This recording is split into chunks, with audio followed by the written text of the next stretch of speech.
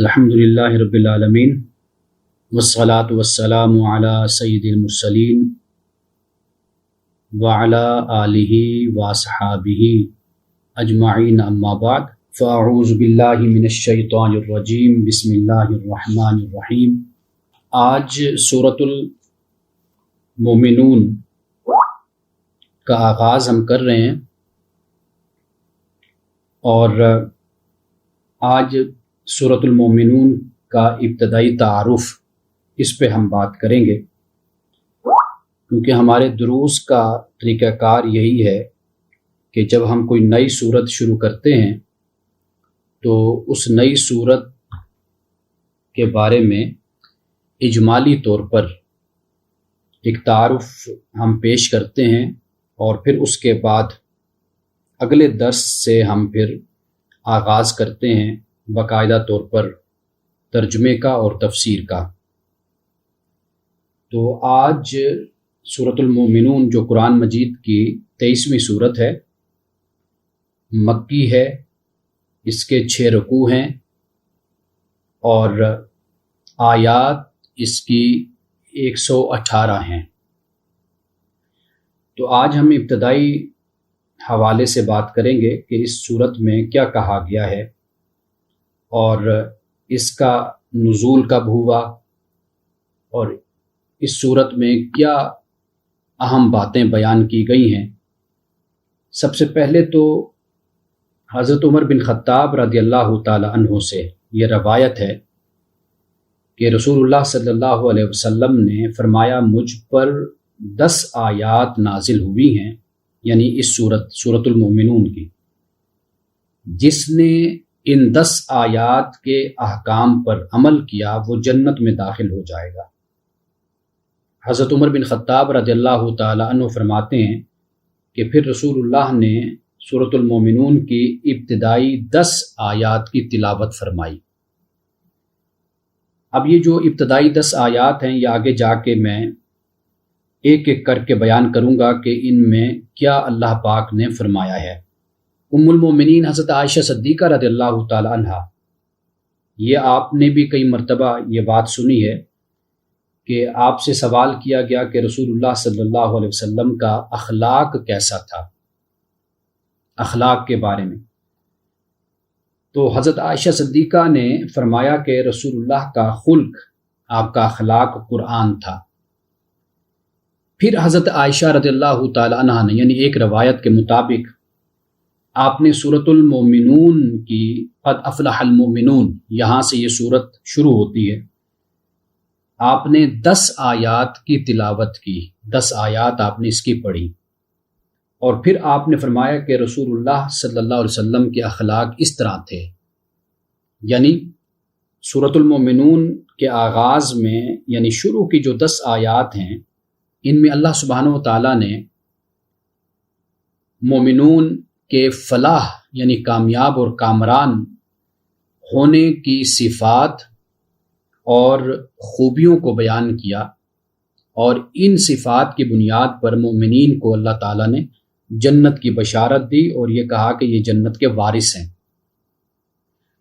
تو حضرت عائشہ صدیقہ فرماتی کہ یہ رسول اللہ کے اخلاق تھے۔ اب وہ اخلاق کیا تھے؟ پہلی 10 آیات وہ آگے جا کر میں آپ کو بتاتا ہوں۔ اب اس کا زمانہ نزول اس صورت کا، جیسے میں نے آپ کو بتایا کہ یہ مکی ہے، لیکن اس میں ایک آیت ہے جس میں یہ فرمایا، یہ آیت نمبر 4 ہے اس صورت کی، والذین هم للزکاۃ فاعلون، اور وہ لوگ کہ جو زکوٰۃ کو ادا کرنے والے ہیں، زکوٰۃ کو دینے والے ہیں۔ تو یہاں پر سوال یہ پیدا ہوتا ہے کہ یہ صورت اگر مکی ہے تو زکوٰۃ تو مدنی دور میں فرض ہوئی، تو یہاں پر کیسے پھر زکوٰۃ کا فرمایا کہ یہ زکوٰۃ کو ادا کرنے والے ہیں؟ یعنی مکی صورت میں زکوٰۃ کی فرضیت کو تو نہیں بیان کیا جائے گا، وہ تو مدینہ میں ہوئی، تو جب زکوٰۃ تھی ہی نہیں مکہ میں تو پھر یہاں پر کیسے بیان کر دیا گیا؟ تو اس لیے اس بات کو ذہن میں رکھیے کہ یہاں پر زکوٰۃ سے مراد 2 باتیں ہو سکتی ہیں۔ ایک تو ہے زکوٰۃ یعنی صدقات جسے ہم کہتے ہیں، جو نفلی عبادت ہے، خرچ کرنا، خیرات کرنا، دینا، اور دوسری جو صورت بن سکتی ہے اس سے یہاں پر زکوٰۃ سے، وہ باطن کی پاکیزگی اور طہارت بھی مراد لے سکتے ہیں۔ تو اس طرح اگر ہم اس زکوٰۃ سے مراد وہ زکوٰۃ بھی مراد لیں، یعنی جس زکوٰۃ کی ہم بات کر رہے ہیں، تو قریش میں اور عرب میں اس زکوٰۃ کا عرب کے لوگوں میں وہ تصور موجود تھا۔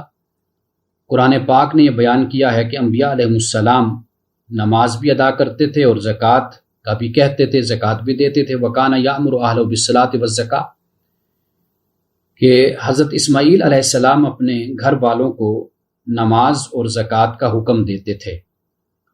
تو نماز ہو یا زکوٰۃ ہو، کسی نہ کسی شکل میں وہاں پر موجود تو تھی، وہ ایک صدقہ کی صورت میں تھی، خیرات کی صورت میں تھی، یا کسی بھی شکل اور صورت میں تو موجود تھی۔ تو قرآن پاک نے اس کو بیان کیا۔ تو یہ اس کا زمان نزول پر ہونے والا اعتراض، اس کا جواب تو سمپل یہ ہو جاتا ہے۔ ترتیب نزولی میں اگر ہم اس صورت کو دیکھتے ہیں، سورۃ المومنون کو، یہ 76 نمبر اس کا ہے، 76 نمبر، یعنی ترتیب توقیفی میں اگر ہم دیکھیں تو 23 نمبر ہے، اور اگر ہم ترتیب نزولی میں اس کو دیکھیں تو اس کا نمبر 76 بنتا ہے۔ اب یہ ترتیب نزولی اور توقیفی کیا ہے، یہ سمپل اور سادہ سا فرق ہے۔ ترتیب نزولی تو وہ ہے کہ جو اللہ سبحانہ و تعالیٰ نے قرآن نازل کیا، زمانے کے لحاظ سے جو اترا، وہ ترتیب نزولی ہے، یعنی ایک پہلے صورت آیت اتری، پھر دوسری اتری، پھر تیسری اتری، تو اس کو ہم کہتے ہیں کہ یہ ترتیب نزولی ہے۔ لیکن ترتیب توقیفی وہ ہے کہ جو اللہ سبحانہ و تعالیٰ کی رہنمائی میں اور ہدایت میں جہاں پہ جس آیت کو اور جس صورت کو رکھنا تھا، آپ رسول اللہ صلی اللہ علیہ وسلم نے اللہ تعالیٰ کی ہدایت کی روشنی میں، رہنمائی میں، آپ نے آیت اور صورت کو وہاں پر رکھا، تو اسے ہم کہتے ہیں یہ ترتیب توقیفی ہے۔ اور ترتیب نزولی، یعنی اگر ترتیب نزولی کے حساب سے قرآن مجید ہو تو پھر سورۃ الفاتحہ پہلے نمبر پہ نہیں آتی، پھر سورۃ العلق کی پہلی 5 آیات آتی ہیں، پھر سورۃ المدثر آتی ہے، اس کی پہلی آیات آتی ہیں، تو یہ ترتیب بن جاتی ہے، اسے ہم کہتے ہیں ترتیب نزولی۔ لیکن اب آپ یہ دیکھتے ہیں کہ قرآن پاک پہلے تو سورۃ الفاتحہ ہے، پھر سورۃ البقرہ ہے، پھر سورۃ آل عمران ہے، پھر سورۃ النساء ہے، اب اس ترتیب سے قرآن ہے۔ یہ کیا ترتیب ہے؟ تو اس کو ہم کہتے ہیں یہ ترتیب توقیفی ہے، یعنی اللہ سبحانہ و تعالیٰ نے رسول اللہ صلی اللہ علیہ وسلم کو یہ رہنمائی دی اور ہدایت دی، اس کے مطابق رسول اللہ نے پھر قرآن کی صورتوں اور آیات کو رکھا، تو اسے ہم کہتے ہیں ترتیب توقیفی۔ ترتیب توقیفی میں تو سورۃ المومنون کا 23واں نمبر ہے، 23 نمبر ہے، لیکن ترتیب نزولی میں سورۃ المومنون کا نمبر 76واں نمبر ہے، 76 نمبر آتا ہے، اور یہ سورۃ الطور کے بعد اور سورۃ الملک سے پہلے یہ اتری ہے یہ سورت۔ اب اس سے پہلے جو سورت گزری ہے وہ ہے سورۃ الحج، سورۃ الحج اور سورۃ المومنون۔ اب ان دو صورتوں کا آپس میں ربط کیا ہے؟ آپ کو معلوم ہے کہ سورۃ الحج کا اختتام ہوتا ہے، یعنی آخری جو آیات ہیں اس میں اللہ سبحانہ و تعالیٰ نے ایمان والوں سے کہا کہ رکوع کرو، سجدہ کرو، عبادت کرو اللہ کی، اور اچھے کام کیا کرو تاکہ تم فلاح پا جاؤ۔ اب یہ آخری آیات ہیں۔ اب سورۃ المومنون کا آغاز کیا ہوتا ہے؟ وہ نماز سے ہو رہا ہے، زکوٰۃ سے ہو رہا ہے، اچھے اعمال سے ہو رہا ہے۔ تو سورۃ الحج اور سورۃ المومنون کا اس طرح ایک ربط قائم ہو جاتا ہے کہ سورۃ الحج جن باتوں پر، جن اچھے کاموں پر ختم ہو رہی ہے، انہی اچھے کاموں سے سورۃ المومنون کا آغاز ہو رہا ہے۔ ایک بات تو یہ ہو گئی، اور دوسری بات یہ ہے کہ سورۃ الحج میں انسانی تخلیق کا ذکر ہے، انسان کی پیدائش کا، یعنی تخلیق انسانی کے مراحل کو سورۃ الحج کی آیت نمبر 5 میں بیان کیا گیا۔ اب جب یہ 10 آیتیں ختم ہوتی ہیں سورۃ المومنون کی، اب اس کے بعد بھی اللہ سبحانہ و تعالیٰ انسانی تخلیق کے مراحل کو بیان کرتا ہے۔ یہ ہم تفصیل کے ساتھ انشاءاللہ آگے پڑھیں گے جا کر۔ اور اسی طرح سورۃ الحج میں اللہ سبحانہ و تعالیٰ نے قوم نوح کا ذکر کیا، قوم عاد کا، قوم سمود کا، قوم ابراہیم کا، قوم لوط کا، اصحاب مدین کا ذکر کیا، اور اسی طرح حضرت موسیٰ علیہ السلام کو جھٹلانے والوں کا ذکر کیا۔ اور اسی طرح اب سورۃ المومنون کو جب ہم دیکھتے ہیں تو اس میں اللہ سبحانہ و تعالیٰ نے حضرت موسیٰ، حضرت ہارون علیہ السلام کا ذکر کیا، ان کو معجزات دے کر فرعون کی طرف بھیجا، اور فرعون اور قوم فرعون نے حضرت موسیٰ اور ہارون کی تکذیب کی اور ان پر عذاب اترا۔ اور پھر اسی طرح یعنی یہ سب کچھ سورۃ المومنون میں بھی بیان ہوتا ہے۔ اور حضرت عیسیٰ علیہ السلام یعنی ابن مریم کا ذکر بھی مختصر طور پر سورۃ المومنون میں ہے۔ تو اس طرح سورۃ الحج اور سورۃ المومنون کا ایک باہمی ربط ہمارے سامنے آتا ہے۔ اب اس کے بعد ہم آتے ہیں کہ اللہ سبحانہ و تعالیٰ نے سورۃ المومنون کا جو آغاز کیا ہے، وہ اللہ تعالیٰ نے ہمیں بتایا کہ مومنین اس لیے کامیاب ہیں کہ انہوں نے شرائط کو پورا کیا، یہ ان شرائط پہ پورا اترے جو اللہ نے بیان کی، اور پھر اس طرح یہ جنت الفردوس کے وارث ٹھہرے۔ تو اس طرح اللہ سبحانہ و تعالیٰ نے در حقیقت ہمیں اس بات کی تعلیم دی ہے کہ کامیابی ایمان اور اعلیٰ اخلاق سے نصیب ہوتی ہے۔ کامیابی، سکسیس اس دنیا میں اور آخرت میں دو باتوں کے ساتھ وابستہ ہے، ایک ہے ایمان اور دوسرا اعلیٰ اخلاق۔ یہ دو باتیں اپنے اندر پیدا کرو اگر تم دنیا اور آخرت میں کامیابی چاہتے ہو۔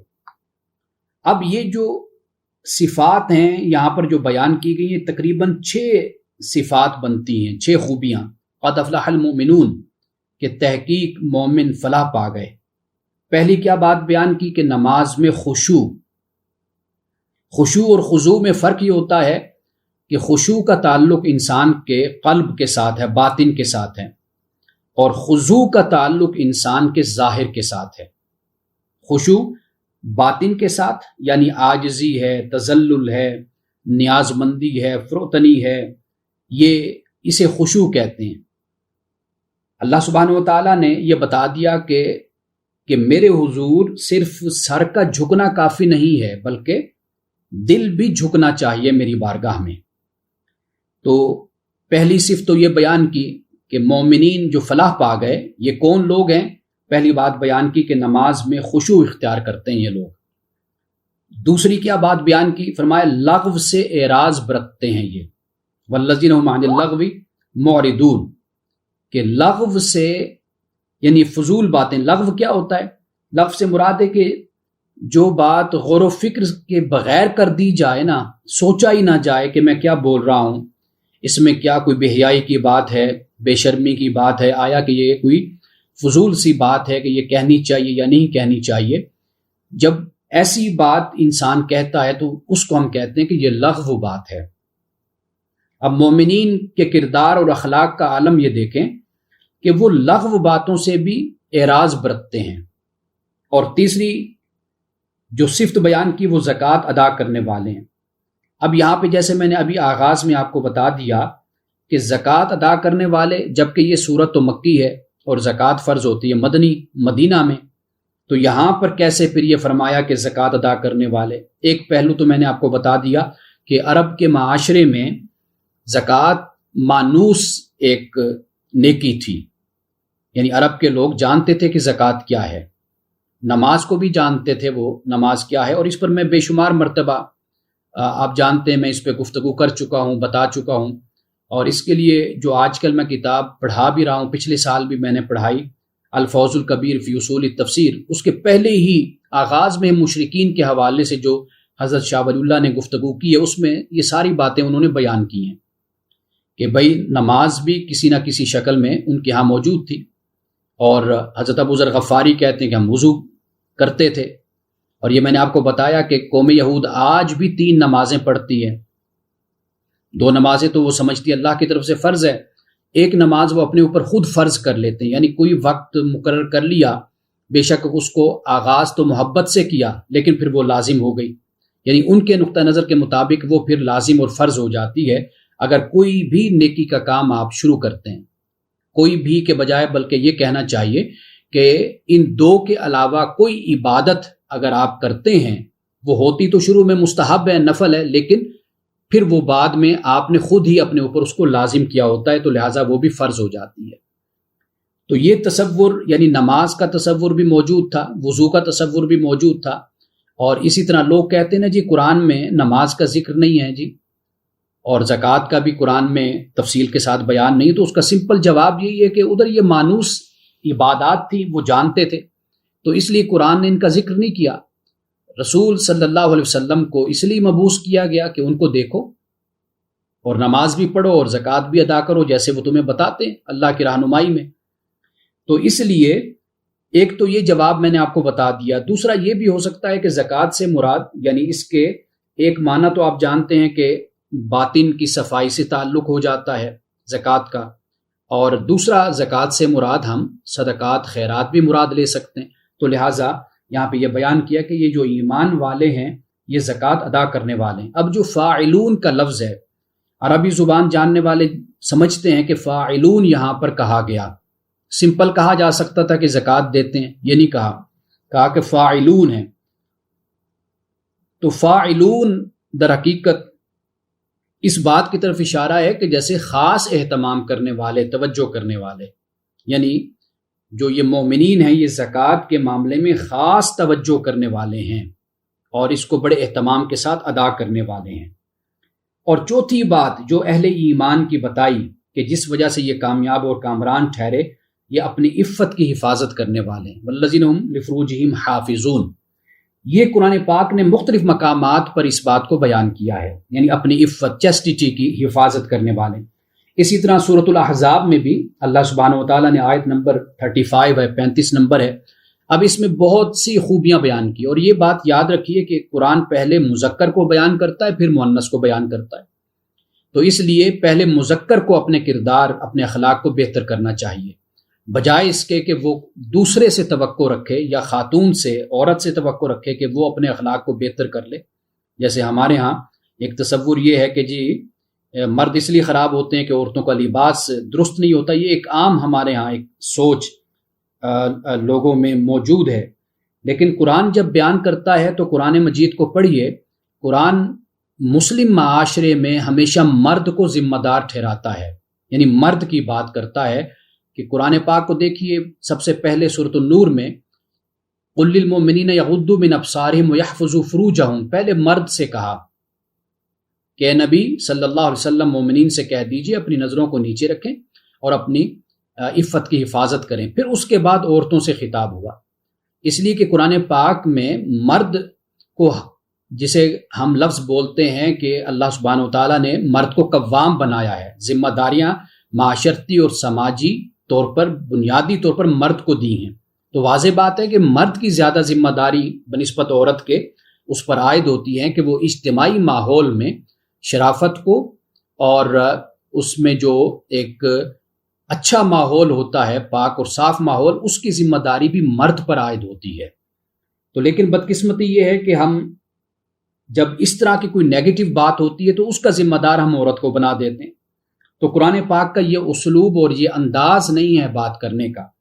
اب جو میں نے آپ کو آیت کا حوالہ دیا ہے، آیت نمبر 35 ہے اور سورت 33 یعنی سورۃ الاحزاب، اس میں اللہ سبحانہ وتعالیٰ نے ان المسلمین والمسلمات والمؤمنین والمؤمنات والقانتین والقانتات والصادقین والصادقات والصابرین والصابرات والخاشعین والخاشعات والمتصدقین والمتصدقات والصائمین والصائمات والحافظین فروجہم والحافظات والذاکرین اللہ کثیرا والذاکرات. اللہ تعالیٰ نے پہلے مرد کو رکھا پھر اس کے بعد عورت کو بیان کیا. تو اس لیے یہ طریقہ نہیں ہونا چاہیے کہ جہاں پر کوئی ایسا معاملہ ہو تو عورت کو ذمہ دار ٹھہرا دیا، باقی چیزوں میں خود اپنی پھر مردانگی کو ظاہر کرتے رہے. تو یہ جو قرآن پاک نے صفات کو بیان کیا، یہ چوتھے نمبر پر ہے کہ اپنی عفت کی حفاظت کرنے والے ہیں. اور 5ویں نمبر پہ فرمایا کہ امانات اور عہد کی حفاظت اور پاس رکھنے والے ہیں. امانات سے مراد کیا ہے؟ نعمتیں اللہ سبحانہ و تعالیٰ کی طرف سے جو انسان کو عطا ہوتی ہیں، یہ سب کچھ امانتیں ہیں. امانت یہی ہوتی ہے کہ آپ کو کوئی ایک چیز دے کر جاتا ہے کہ ٹھیک ہے آپ اس کو استعمال کر لیں، لیکن وہ آپ سے چھن جانی ہوتی ہے، یعنی وہ لے جاتا ہے جس کی وہ چیز ہوتی ہے۔ تو اللہ سبحانہ و تعالیٰ نے انسان کو جو کچھ بھی دیا وہ اللہ کی طرف سے ایک امانت ہے، وہ عہدہ ہے، وہ منصب ہے، وہ خوشحالی ہے، وہ دولت ہے، جو بھی اللہ تعالیٰ نے انسان کو عطا کیا، علم عطا کیا، یہ ہر چیز اللہ تعالیٰ کی ایک امانت ہے اور انسان کو اس کی مرضی کے مطابق استعمال کرنا چاہیے۔ اب جب ہم عہد کی بات کرتے ہیں تو عہد دو قسم کے ہوتے ہیں، ایک بندوں کے ساتھ ہوتے ہیں اور ایک خدا کے ساتھ ہیں۔ تو اللہ تعالیٰ نے فرمایا کہ یہ اپنے عہد کی اور اپنی امانتوں کی راعون، رعایت کرنے والے یعنی نگرانی کرنے والے۔ راعی عربی زبان میں کہتے ہیں کہ جو جیسے راعی کا لفظ ہم بولتے ہیں جانوروں کی جو نگرانی کرتا ہے، چرواہا جس کو ہم کہتے ہیں، تو راعی در حقیقت چرواہا ہوتا ہے، نگرانی کرنے والا۔ کلکم راعی و کلکم مسئول عن رعیتی، رسول اللہ صلی اللہ علیہ وسلم کی یہ بڑی مشہور حدیث ہے کہ کلکم مسئول، کلکم راعی و کلکم مسئول، کہ تم میں سے ہر کوئی راعی ہے، چرواہ ہے، نگران ہے، اور اس سے اس کی رعیہ کے بارے میں سوال کیا جائے گا، پوچھا جائے گا۔ یہ رسول اللہ نے بیان فرمایا۔ تو یہاں پر جو راعون کا لفظ ہے اس کا مطلب ہے نگرانی کرنے والے، امانتوں کی بھی نگرانی کرنے والے اور اپنے عہد کی بھی نگرانی کرنے والے۔ یہ الفاظ خود اس بات کی طرف متوجہ کرتے ہیں کہ مومنین عام اخلاق اور عام کردار سے بلند لوگ ہوتے ہیں۔ ایک عام اخلاق اور ایک عام کردار ہوتا ہے اور ایک اعلیٰ اخلاق اور عظیم اخلاق ہوتا ہے، تو مومنین در حقیقت اعلیٰ اور عظیم اخلاق رکھنے والے ہوتے ہیں۔ یہ پانچویں بات ہو گئی، یعنی صفت ہو گئی، اور چھٹی صفت بیان کی گئی کہ نمازوں کی نگرانی کرنے والے ہیں، حافظون ہیں۔ اب نمازوں کی نگرانی، یہاں پر جو اسلوب اختیار کیا گیا اس سے مراد یہ ہے کہ خصوصی اہتمام کرنے والے، جیسے سورۃ البقرہ میں فرمایا حافظوا علی الصلوات والصلاۃ الوسطی، کہ ویسے تو ہر نماز کی تم حفاظت کرو، نگرانی کرو، لیکن خاص طور پر درمیان والی جو نماز ہے اس کی خاص طور پر تم نگرانی کرو۔ تو یہ جو حافظو کا لفظ ہے یہ عربی گرامر کے مطابق خصوصی اہتمام کی طرف ہمیں متوجہ کرتا ہے۔ تو یہاں پر ایمان والوں کے حوالے سے یہ فرمایا کہ یہ اپنی نمازوں کی حفاظت کرنے والے ہیں، نگرانی کرنے والے ہیں۔ کیوں نمازوں کی نگرانی کیوں؟ یہ بات یاد رکھیے کہ نماز در حقیقت بنیاد ہے ہر نیکی کی۔ جس کی نماز چھوٹ گئی اس کا سب کچھ چھوٹ گیا، جس کی نماز قائم ہو گئی آہستہ آہستہ اس کا سب کچھ قائم ہو جائے گا۔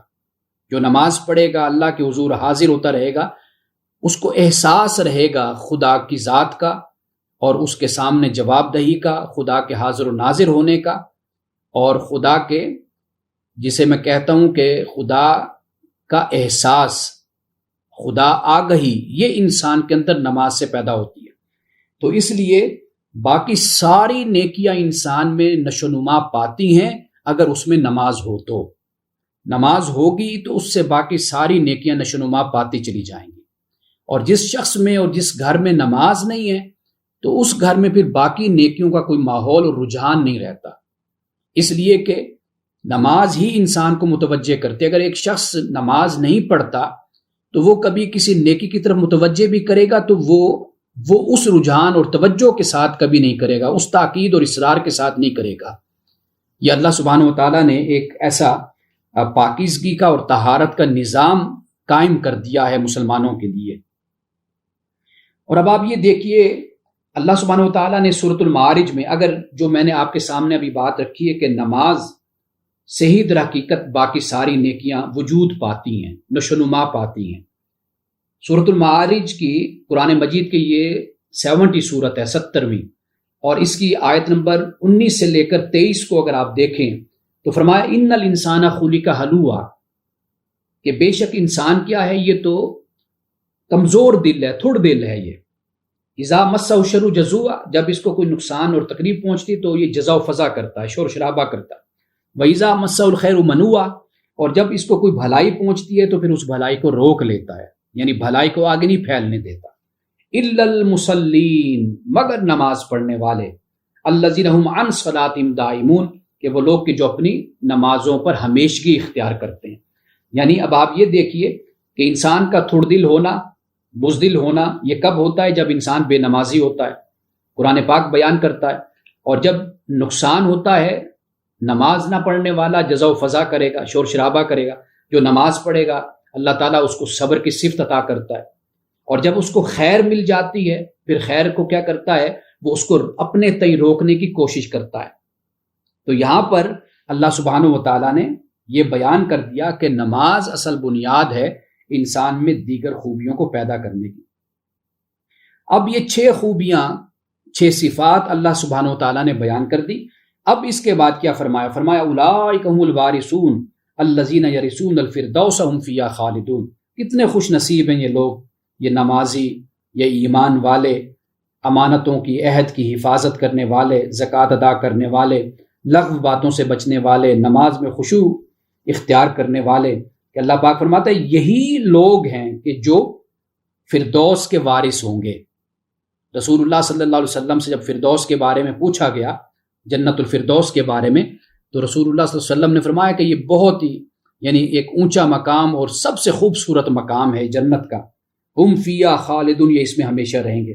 اب یہ عربی زبان میں اگر ہم دیکھتے ہیں علم بلاغت کے حوالے سے، تو اولئک هم الوارثون، یہ جو الفاظ ہیں نا، یہ بڑے خوبصورت الفاظ ہیں کہ یہی لوگ ہی وارث ہیں۔ اس میں جسے ہم عربی زبان میں کہتے ہیں قصر ہے، اس میں حصر ہے، محدود کر دیا گیا کہ اگر جنت کا وارث بننا ہے نا، پھر یہ 6 صفات اپنے اندر پیدا کر لو، یہ ان 6 صفات سے تم واقعی جنت کے وارث بن جاؤ گے۔ اب اس کے بعد یہ پہلا نقطہ تھا، پہلا پوائنٹ تھا جو میں نے آپ کے سامنے رکھا، جس میں یہ 6 صفات بیان کی گئی۔ اب دوسرا جو نقطہ ہے وہ یہ ہے کہ سورۃ الحج کی آیت نمبر 5 کی یہاں پر یاد دہانی کرا دی گئی، آیت نمبر 5 جس میں انسانی تخلیق کے مراحل کو بیان کیا گیا، اور یہاں پر آیت نمبر 12 سے لے کر 16 تک اسی مضمون کو دہرایا گیا ہے، بیان کیا گیا۔ یہ کیوں بیان کیا گیا؟ اس لیے کہ یا ایھا الناس ان کنتم فی ریب من البعث، اے لوگو کیا تم قیامت کے دن اٹھنے میں شک کرتے ہو؟ یہ وہاں پر سورۃ الحج میں فرمایا۔ تو گویا کہ اللہ سبحانہ و تعالیٰ نے انسان کی تخلیق اور پیدائش سے آخرت پر استدلال کیا ہے، یہ فرمانے کے بعد پھر انسان کی تخلیق کے جتنے مراحل ہیں اللہ تعالیٰ نے ان کو بیان کیا ہے، یہاں پر بھی اور سورۃ الحج میں بھی، اور اس بات کو بیان کیا کہ کیا تم قیامت کے بارے میں شک کرتے ہو؟ جبکہ تم نہیں تھے، پھر تمہیں وجود دیا، وہ سارے مراحل بیان کر دیے، اور یہ بتا دیا کہ جو خدا تمہیں پیدا کر سکتا ہے کہ جب تم کچھ نہیں تھے، تو وہی خدا تمہیں آخرت میں اٹھا بھی سکتا ہے، وہ یہ قدرت رکھتا ہے۔ اب اس کے بعد تیسری بات، اللہ سبحانہ و تعالیٰ نے اسی صورت میں آگے جا کر پھر دنیا کی بے شمار نعمتوں کا ذکر کیا ہے۔ اب وہ نعمتیں کیا ہیں صرف اسی صورت میں ہی بیان کر دی۔ آسمان سے پانی کا نازل ہونا، کھجور کا ذکر کیا، انگور کے باغات کا اگانا، اور اس کے علاوہ دیگر پھل، درخت جو سینا پہاڑ سے نکلتا ہے، اس کا روغن کھانے والوں کے لیے سالن ہے، زیتون، اور یہ ایک پورا سالن ہے، اس کو انسان روٹی کے ساتھ اپنے کھانے میں استعمال کرتا ہے، کھاتا ہے۔ 4 پائے جانور ہیں، اس کا بھی ذکر کیا اسی مقام پر۔ اچھا، ان کا گوشت ہے، دودھ ہے، اس کا بھی بیان کیا۔ پھر ان پر سواری ہم کرتے ہیں، کشتیوں کا بھی ذکر کیا، ان پر بھی سواری کرتے ہیں۔ اللہ سبحانہ و تعالیٰ نے یہ دنیا کی ان نعمتوں کا ذکر یہاں پر اس صورت میں کیا۔ پھر اس کے بعد صورت حضرت نوح علیہ السلام کا ذکر ہے، قوم کی بدسلوکی، ظلم، اور پھر اس کے بعد کشتی کا سفر جو حضرت نوح علیہ السلام نے کیا، اس کو بیان کیا۔ پھر قوم کی ہلاکت، پھر اس کے بعد اللہ سبحانہ و تعالیٰ نے پھر ایک نئی نسل کو پیدا کیا۔ اچھا، اب یہاں پہ جو ہمیں معلوم ہوتا ہے وہ کیا ہے؟ وہ یہ ہے کہ ایک طرف تو پیغمبران خدا ہیں، اللہ تعالیٰ کے پیغمبر ہیں، نبی اور رسول ہیں، اور دوسری طرف کون ہیں؟ شرپسند لوگ ہیں، نافرمان ہیں، برے کام کرنے والے ہیں۔ اب انسانی تاریخ ہمیں یہ بتاتی ہے کہ انبیاء علیہ السلام ہمیشہ کامیاب ہوئے، اور مخالفین حق اور شرپسند لوگ ہمیشہ ناکام ہوئے۔ اب اس کے بعد حضرت موسیٰ علیہ السلام، حضرت ہارون اور ابن مریم کا بھی مختصر ذکر اس صورت میں ہوا ہے، اور اس کے ساتھ ہی اللہ سبحانہ و تعالیٰ نے قوم یہود اور قوم نصارہ اور پھر ہم مسلمانوں کے لیے بھی اس میں بڑی تعلیم ہے، وہ یہ ہے کہ اللہ تعالیٰ نے یہاں پر بیان کیا، اور اسی طرح سورۃ الانبیاء میں بھی ہم پڑھ کر آئے، وہ میں ابھی اس کا حوالہ پیش کرتا ہوں، کہ امتیوں کا یعنی مذہبی فرقوں اور پھر گروہوں میں تقسیم ہو جانے میں ملوث ہونا، اس کا بیان یہاں پر پھر کیا گیا ہے۔ سورۃ الانبیاء میں بھی ہوا اور یہاں پر بھی ہوا۔ کیا فرمایا؟ فرمایا وَإِنَّ هَذِهِ أُمَّتُكُمْ أُمَّةٌ وَاحِدَةٌ، اور بے شک یہ تمہاری امت تو ایک ہی امت ہے، انبیاء علیہ السلام کی ایک ہی امت ہے، دین ایک ہی ہے، حضرت آدم سے لے کر رسول اللہ صلی اللہ علیہ وسلم تک ایک ہی دین سارے انبیاء لے کر آئے۔ لیکن کیا ہوا؟ اللہ پاک نے فرمایا وَأَنَا رَبُّكُمْ فَاتَّقُونِ، یہاں پر یہ فرمایا کہ میں تمہارا رب ہوں، پس میرا تقوی اختیار کرو۔ فَتَقَطَّعُوا أَمْرَهُمْ بَيْنَهُمْ زُبُرًا، پھر کیا کیا ان امتیوں نے؟ انہوں نے یہ کیا کہ اللہ کے دین کو آپس میں ٹکڑے ٹکڑے کر کے رکھ دیا۔ کل حزب بما لدیہم فرحون، اور پھر یہ بھی دیکھیے کہ ہر فرقہ اپنی طرف سے خوش ہے۔ یہ الفاظ بڑے توجہ طلب ہیں۔ ہر فرقہ، ہر جماعت، ہر گروہ اپنی طرف سے بڑی شاداں اور فرحاں ہیں کہ ہم ہی بس حق پر ہیں، ہم نے جنت میں جانا ہے، باقی سارے جہنمی ہیں۔ اب قرآن پاک اس بات کو بیان کر رہا ہے، اور اسی طرح 21ویں سورت میں یعنی سورۃ الانبیاء میں فرمایا ان ھذی امتکم امۃ واحدہ وانا ربکم فاعبدون، یہاں پر فاعبدون فرمایا، وہاں پہ فرمایا فتقون۔ فاعبدون، بے شک یہ تمہاری امت ایک امت ہے اور میں تمہارا رب ہوں، پس میری عبادت کرو۔ وتقطعوا امرهم بینہم کل الینا راجعون، اور انہوں نے آپس میں دین کو ٹکڑے ٹکڑے کر دیا، اور فرمایا کہ اس بات کو ذہن میں رکھ لو کہ تمہیں ایک دن لوٹ کر میرے پاس آنا ہے، ہماری طرف تم نے آنا ہے۔ یہاں پر دیکھیے کہ قرآن پاک نے جہاں یہ بات کی، اختلاف کی، انبیاء علیہ السلام جو دین لائے وہ دین ایک، حضرت موسیٰ علیہ السلام، حضرت عیسیٰ علیہ السلام، رسول اللہ صلی اللہ علیہ وسلم، خاص طور پر اب یعنی ہم انہی 3 امتوں کو ہم دیکھتے ہیں، یعنی اس وقت یہ 3 گروہ ہمارے سامنے ہیں۔ آپ دیکھ لیجئے قوم یہود کا حال، ان میں بھی 20 فرقے، قوم نصارہ کو دیکھ لیجئے، ان کی بھی یہی صورتحال، 2-3 کو تو ہم جانتے ہیں، کیتھولک اور پروٹسٹنٹ، اس کے علاوہ بڑے فرقے موجود ہیں ان کے اندر۔ اچھا، پھر اس کے بعد اب مسلمانوں کا حال آپ دیکھ لیجئے کہ ہم نے کس طرح دین کو ٹکڑے ٹکڑے کر دیا۔ قرآن کی کوئی بات نہیں کرے گا، رسول اللہ صلی اللہ علیہ وسلم کی سنت کی کوئی بات نہیں کرے گا، ہر کوئی اپنے اپنے گروہ میں بند ہے، اپنے اپنے خول میں بند ہے۔ تو اللہ تعالیٰ تو یہ فرماتا ہے کہ تم نے جو دین ہم نے تمہیں دیا وہ تو ایک تھا، لیکن بعد میں تم نے امتیوں نے کیا کیا؟ دین کے ٹکڑے کر ڈالے، ٹکڑے ٹکڑے کر ڈالے، اور اپنی طرف سے خوش ہیں اپنے گروہ میں، اپنے فرقے میں، کہ جی بس ہم ہی حق پر ہیں، باقی تو سب غلط ہیں۔ آپ جس کے پاس بھی بیٹھ جائیے، اہل و سنت کے پاس آپ بیٹھیے، آپ دیوبند کے پاس بیٹھیے، آپ بریلویوں کے پاس بیٹھیے، آپ اہل حدیث کے پاس بیٹھیے، اہل تشیع کے پاس بیٹھیے، ایسا مواد اور ایسی کتابیں ایک دوسرے کے خلاف چھپی ہوئی ہیں کہ انسان کانوں کو ہاتھ لگاتا ہے کہ ہمارے ان علماء نے، ان لوگوں نے کس طرف اپنے آپ کو مصروف رکھا ہے، کس تحقیق میں اپنے آپ کو لگائے رکھا ہے۔ یعنی وہابیت پر کتابیں ہیں، بریلویت پر کتابیں ہیں، دیوبندیت پر کتابیں، اور اگر آپ ان کتابوں کو پڑھ لیں تو آپ اس نتیجے پہ پہنچیں گے کہ شاید کوئی بھی مسلمان نہیں ہے۔ یعنی اتنے بڑے بڑے دلائل ایک دوسرے کے خلاف دیے جاتے ہیں، اور اپنے آپ کو ان کاموں میں لگا دیا، اپنی زندگی کے سال صبح و شام ضائع کر ڈالے کہ بس اس کام پہ لگ گئے کہ ہم کس طرح دوسرے کو کافر قرار دے سکتے ہیں، دائرہ اسلام سے ہم کیسے نکال سکتے ہیں۔ یہ اتنا بڑا ظلم ہوتا ہے امت پر۔ ہم یہ سورۃ البقرہ میں پڑھ کر آئے وَالْفِتْنَةُ أَكْبَرُ مِنَ الْقَتْلِ، یہ جو فتنہ ہے یہ قتل سے بھی بڑا ہے۔ قرآن پاک یہ بیان کرتا ہے فتنہ کیا ہے، یہی ہے کہ ایک دوسرے پر اپنے مذہب کو، اپنی سوچ اور اپنی فکر کو تھوپنا، امپوز کرنا دوسروں پر کہ بس ہم ہی حق پر ہیں، سچے ہیں، ہمیں مانو، ہماری بات کو سنو، ہماری طرف آ جاؤ، کسی اور طرف جاؤ گے تو جہنم میں چلے جاؤ گے۔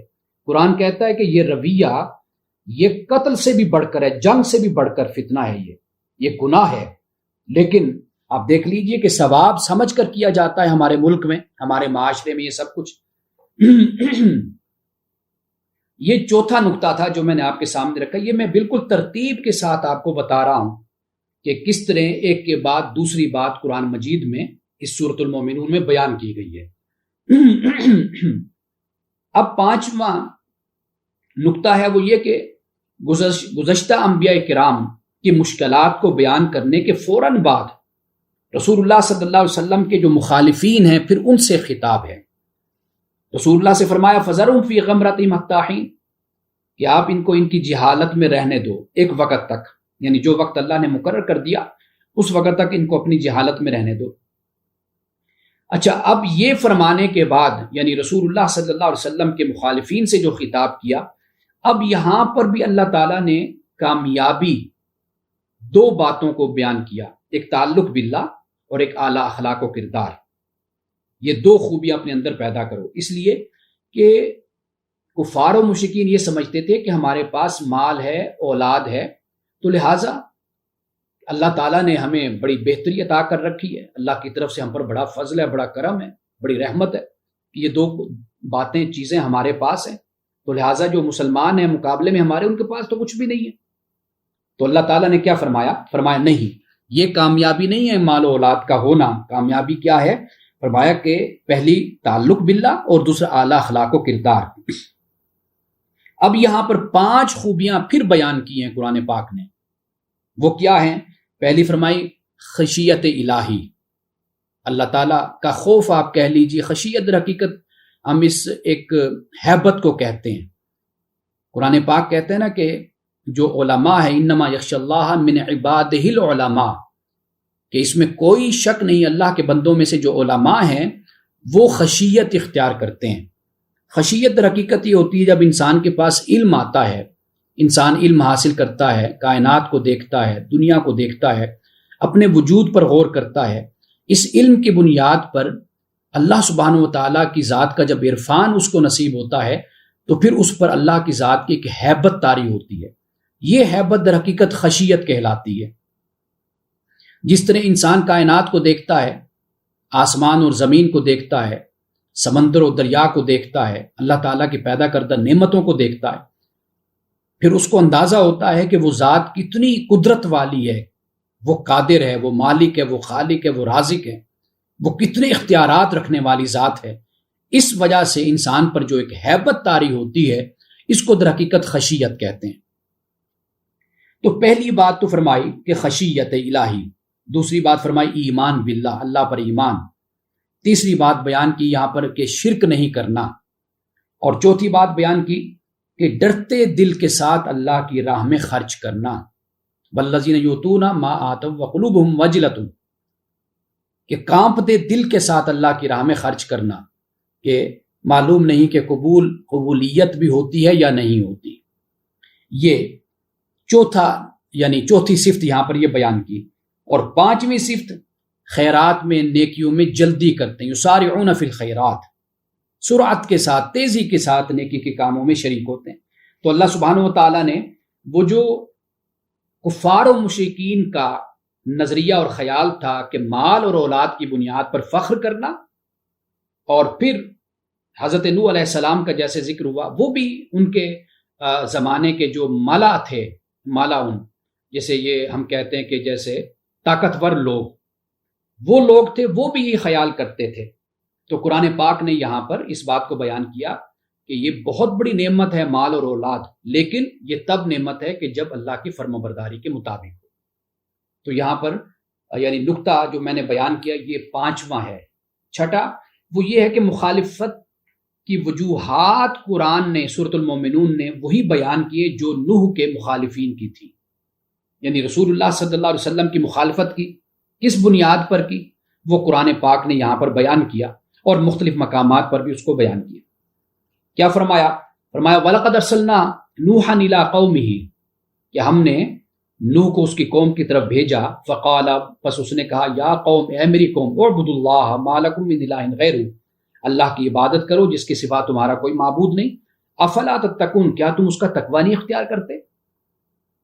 فقال الملأ الذین کفروا من قومہ، پھر اس قوم کے جو ملا تھے انہوں نے کیا کہا، یعنی کفر کرنے والوں نے، ما ھذا الا بشر مثلکم، کہ یہ تو صرف ایک بشر ہے تمہارے جیسا، یرید ان یتفضل علیکم، یہ صرف ان باتوں کے ذریعے سے تم پر فضیلت چاہتا ہے، یہ پروٹوکول چاہتا ہے، یہ عزت چاہتا ہے۔ وَلَوْ شَاءَ اللَّهُ لَأَنزَلَ مَلَائِكَةً مَا سَمِعْنَا بِهَٰذَا فِي آبَائِنَا الْأَوَّلِينَ، اور اگر اللہ چاہتا تو فرشتوں کو، ملائکہ کو بھیجتا، ہم نے اس سے پہلے اپنے بڑوں میں اس طرح کی کوئی بات نہیں سنی۔ ان هو الا رجل به جنۃ فتربصوا به حتى حين، کہ یہ تو شخص فقط اور فقط مجنون ہے، اس پر جنون طاری ہے تو یہ اس طرح کی باتیں کرتا ہے۔ یہ حضرت نوح علیہ السلام کی قوم نے اور طاقتور لوگوں نے جو کہا، رسول اللہ صلی اللہ علیہ وسلم سے بھی یہی، قرآن گواہ ہے، یہی کچھ کفار و مشرکین نے کہا۔ یعنی اگر میں ان کو مختصر بیان کروں تو ہم کہہ سکتے ہیں کہ یہ 4-5 چیزیں، ایک تو توحید کا انکار ہے، دوسرا ہے استبعاد رسالت، ہم اس کو کہتے ہیں۔ استبعاد رسالت سے مراد یعنی رسول اللہ صلی اللہ علیہ وسلم کی رسالت کو محال خیال کرنا، ناممکن خیال کرنا کہ بھلا یہ محمد، یہ کل کا بچہ، اور یہ آج رسول اور نبی ہونے کا دعویٰ کرتا ہے۔ یہی حضرت نوح علیہ السلام کے بارے میں بھی کہا، یہ حضرت مسیح علیہ السلام کے بارے میں بھی یہودیوں نے کہا، ہر نبی کے بارے میں یہی بات کی، یعنی توحید کا انکار کیا اور استبعاد رسالت کیا، رسالت کو ناممکن اور محال خیال کیا۔ پھر رسول صلی اللہ علیہ وسلم کی توہین کی، یعنی تمام انبیاء علیہ السلام کی توہین کی، مجنون کہا، بہت کچھ کہا۔ لیکن آپ یہ دیکھ لیجئے کہ ان کے کردار اور اخلاق پر کوئی کسی قسم کا کوئی الزام، کوئی تہمت نہیں۔ پوری انسانی تاریخ میں پڑھ کر دیکھ لیجئے، حضرت آدم سے لے کر رسول اللہ صلی اللہ علیہ وسلم تک کسی نبی، کسی رسول کے بارے میں ایک الزام بھی نہیں ہے۔ تورات کو پڑھیے، انجیل کو پڑھیے، ویسے تحریف کر دی گئی، لیکن کفار و مشرکین کی طرف سے اور انکار کرنے والوں کی طرف سے کوئی الزام نعوذ باللہ کسی پیغمبر پر نہیں۔ یعنی وہ اخلاق اور کردار پر تو متفق تھے، لیکن اصل مسئلہ یہ تھا کہ جیسے انہوں نے کہا کہ یرید ان یتفضل علیکم، یہ چاہتا ہے کہ تم پر فضیلت حاصل کر لے۔ یعنی مطلب کیا ہے؟ مطلب یہ ہے کہ تم سردار ہو، یہ چاہتا ہے کہ سردار بن جائے۔ اس کا اصل یہ مقصد ہے، یعنی نعوذ باللہ نبوت اور رسالت کے ذریعے سے اقتدار تک پہنچنا۔ اب یہاں پہ اللہ سبحانہ و تعالیٰ نے یہ بتا دیا کہ پیغمبر کی یاد دہانی جو کروائی جا رہی ہے، یہ اس لیے تمہیں بتایا جا رہا ہے کہ پیغمبر کوئی اجنبی نہیں ہے تمہارے لیے، پیغمبر پہلے بھی آتے رہے۔ قل ما کنت بدعا من الرسل، کہ میں کوئی نیا رسول نہیں ہوں، مجھ سے پہلے بھی رسول آتے رہے۔ اب اس کے بعد جو 7واں نقطہ ہے وہ یہ ہے کہ اس سورت میں، سورۃ المومنون میں، وہ یہ ہے کہ ابھی جس پر میں نے بات کی کہ امراء اور رؤساء کی طرف سے دین حق کی مخالفت، یہ بنیادی سمجھ لیجئے کہ نقطہ ہے جسے اس صورت میں بار بار بیان کیا گیا ہے، حضرت نوح علیہ السلام کے حوالے سے اور پھر رسول اللہ صلی اللہ علیہ وسلم کے حوالے سے بھی۔ اور اس کے لیے اگر آپ دیکھنا چاہیں تو سورۃ الاعراف ہے، اس کی آیت نمبر 60 ہے، وہاں پر بھی اس بات کو بیان کیا گیا ہے۔ سورۃ الاعراف قرآن مجید کی 7ویں سورت ہے اور آیت نمبر ہے 60، یہاں پر اللہ تعالیٰ نے اسے بیان کیا، اور قرآن مجید میں مختلف مقامات ہیں۔ اب اس کے بعد کفار و مشرکین کے بارے میں یہ یاد رکھیے کہ وہ خدا کو مانتے تھے، اللہ کو مانتے تھے، آہستہ آہستہ، یعنی پہلے اللہ کو مانتے، اللہ کے ساتھ پھر وزراء کو انہوں نے پیدا کیا، کہ جیسے ایک بڑا بادشاہ ہوتا ہے اور پھر وہ بڑا بادشاہ اپوائنٹ کرتا ہے مختلف وزیروں کو، مشیروں کو، مختلف ریاستوں میں، علاقوں میں، صوبوں میں، تو انہوں نے اپنے بتوں کو یا بڑوں کو کہا کہ یہ اللہ کی طرف سے مقرر کردہ لوگ ہیں، یہ اللہ تعالیٰ کی ریاست میں اور حکومت میں اور اقتدار میں یہ معاون ہیں، مددگار ہیں۔ یہاں سے ان کی گمراہی کا آغاز ہوا، اور پھر اس کے بعد آہستہ آہستہ یہ گمراہی بڑھتی بڑھتی یہاں تک پہنچی کہ پھر وہ خود بخود ان کو ہی خدا مان لیا، یعنی وہ ان کو کلی اختیار پھر اپنے بتوں کو اور اپنے بڑوں کو دے دیا۔ یہ آہستہ آہستہ گمراہی اسی طرح ہی آگے بڑھتی ہے۔ اگر گمراہی کے سامنے بند نہ باندھا جائے اور قوم کو آگاہ نہ کیا جائے تو دوسری تیسری نسل میں آ کر وہ چیز ایک تقدس کی شکل اختیار کر لیتی ہے۔ یہ انسانی تاریخ ہے۔ اب یہاں پر دیکھیے کہ خالق اور مخلوق کے تعلق کو بالکل واضح کیا گیا، اور انداز کیا اختیار کیا گیا؟ یہاں پر سوال و جواب کا انداز اختیار کیا گیا، یعنی مشرکین کو مخاطب کیا گیا اور ان سے پوچھا گیا کہ زمین اور اس زمین میں جو کچھ ہے وہ کس کا ہے، وہ کس کی ملکیت میں ہے؟ تو کیا کہتے ہیں جواب میں؟ جی اللہ کی ملکیت میں۔ اچھا، پھر اس کے بعد کہ 7 آسمان اور عرش عظیم ان کا رب کون ہے؟ تو جواب میں کہتے ہیں کہ اللہ تعالیٰ ہے، اللہ کی ذات ہے۔ اچھا، پھر یہ پوچھا جاتا ہے، یہ سورۃ یونس میں بھی یہ انداز اختیار کیا گیا ہے کہ ہر شے کی ملکیت اور حکومت کس کے ہاتھ میں ہے؟ ہر شے کی ملکیت، آنرشپ، اور اس کی حکومت، اس کا نظام، وہ کس ہستی کے ہاتھ میں؟ تو کہتے ہیں اللہ کے ہاتھ میں۔ لیکن سب کچھ ماننے کے باوجود پھر شرک کرتے ہیں۔ یہاں پر اس مسئلے کو بھی بیان کیا گیا۔ اور 9واں نقطہ وہ یہ ہے کہ کثیر خداؤں کے عقیدے کو بھی رد کر دیا گیا۔ یعنی ہم اگر ہم بات کرتے ہیں تو ہم ایک خدا کو ماننے والے ہیں، مونوتھیسٹ جس کو کہتے ہیں، اور کثیر خداؤں کا عقیدہ، یعنی اللہ سبحانہ و تعالیٰ کو نعوذ باللہ بڑا خدا مانا، باقی چھوٹے چھوٹے خدا اپنے تخلیق کر لیے۔ یہ میں نے بتایا تھا کہ رسول اللہ صلی اللہ علیہ وسلم کی پیدائش سے، آپ کی ولادت سے تقریباً کوئی 300 سال پہلے ایک صاحب تھے، غالباً عمر ان کا نام آتا ہے، وہ کسی علاقے میں گئے تھے، وہاں سے بت لے کر آئے، اور پھر یہاں پر عرب میں مکہ میں پھر بت پرستی شروع ہوئی، اور پھر اس کے بعد یہ سارے معاملات جو قرآن پاک بیان کرتا ہے، تاریخ بیان کرتی ہے، وہ پھر معاملات ان میں شروع ہوئے۔ اور آخری بات اس سورت کا اختتام ہے، وہ اختتام یہ ہے کہ قیامت کا دن تو یقینی ہے، وہ آنا ہی آنا ہے، اور کفار کو تنبیہ کی جا رہی ہے کہ قیامت کا دن ان کی ہلاکت کا دن ہے۔ قیامت کے روز واپسی وہ چاہیں گے، اور یہ اور کئی مقامات پر اس بات کو بیان کیا گیا، سورۃ البقرہ میں بھی بیان کیا گیا کہ وہ کہیں گے کہ مولا، کہ جو آج ہم سے بیزاری کا اظہار کر رہے ہیں، جن کی دنیا میں ہم پیروکاری کرتے رہے، جن کے پیچھے ہم چلتے رہے، تو ہمیں موقع دے، ہم واپس دنیا میں جائیں گے، ہم ان سے اسی طرح بیزاری کا اظہار کریں گے جس طرح یہ یہاں آخرت میں ہم سے بیزاری کا اظہار کر رہے ہیں۔ تو اللہ سبحانہ و تعالیٰ فرمائے گا نہیں، اب یہ سلسلہ ختم ہو گیا۔ رسول اللہ صلی اللہ علیہ وسلم کی حدیث ہے کہ جو شخص مرتا ہے تو مرتے ہی اس کی قیامت قائم ہو جاتی ہے، یعنی یہ اس بات کی طرف اشارہ ہے کہ عمل کا سلسلہ اب منقطع ہو جاتا ہے، اب حساب و کتاب ہی کا معاملہ ہوگا انسان کے ساتھ، اب کوئی اضافہ اعمال کی طرف سے نہیں ہو سکتا۔ ہاں وہ اعمال جسے حدیث نے بیان کیا کہ انسان دنیا میں کوئی اچھے کام کرتا ہے، اور جن کے بارے میں اکثر یہ کہا کرتا ہوں کہ جیسے انسان ایک اچھا کام کرتا ہے، گویا کہ یہ ایسے ہے کہ جیسے بینک میں آپ نے کوئی ڈپازٹ کرا دیا، اب وہ منافع آپ کو معلوم بھی نہیں ہوتا، وہ بڑھتا رہتا ہے۔ تو انسان کے اعمال، اچھے اعمال اسی طرح ہوتے ہیں، اور برے اعمال بھی اسی طرح ہوتے ہیں، یہ بات یاد رکھیے۔ اعمال حسنہ، جیسے کوئی اچھا کام کیا تو وہ ڈپازٹ ہو گیا، آپ کو پتہ بھی نہیں، وہ آپ کے اکاؤنٹ میں وہ اعمال جمع ہوتے رہے، ان کے نتائج، انعامات وہ جمع ہوتے رہے۔ اور اسی طرح اعمال سیئہ بھی ہوتے ہیں۔ صدقہ جاریہ اگر اچھا ہوتا ہے تو صدقہ جاریہ برا بھی ہوتا ہے، تو اس لیے ہمیں جو برے کام ہیں، جس نے رسول اللہ نے فرمایا کہ رہنمائی کرنے والے کو جتنا ثواب اور اجر ہوتا ہے، یعنی اس پر چلنے والے کو جتنا اجر اور ثواب ملتا ہے، اتنا ہی نیکی کا راستہ دکھانے والے کو بھی ملتا ہے۔ تو اس طرح ہمیں اس بات میں بھی محتاط رہنا چاہیے کہ ہم برے کاموں میں کسی کی رہنمائی نہ کریں، کیونکہ وہ ہم بھول جائیں گے لیکن وہ سلسلہ جاری رہے گا، وہ بھی ہمارے نام اعمال میں آتا رہے گا۔